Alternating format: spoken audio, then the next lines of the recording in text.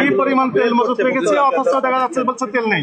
আপনারা তো শুনলেন কাস্টমার কি বললেন যে তেল পাওয়া যাচ্ছে না, 5 লিটারের একটিও নেই, অথচ এগুলো সব বের হচ্ছে। কত বড় ভণ্ড এবং প্রতারক! আপনি সিগনেচার দিতে পারেন, নাম লিখতে পারেন না। হুজুর মানুষ তার অবস্থা তো এই হয়, তাহলে যে বাকিদের অবস্থা কি? রমজান মাস, মাহে রমজান, আর একটা তেল পাওয়া যাচ্ছে না, সবার কাস্টমার হার।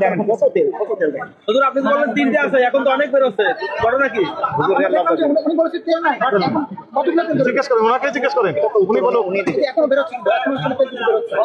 50 কার্টুন 50 টাকা বের হয়ে গেছে। আর আপত্তি কি? তাহলে এখন আপনার বক্তব্য কি বলেন? আপনি বলেন তেল নেই, এখন তেল বের হলো। বলে যাক, কোনো সময় পর 3 দিন এসেছি, তাই না? 3 দিন এসে একই মেসেজ দেওয়া হয়েছে।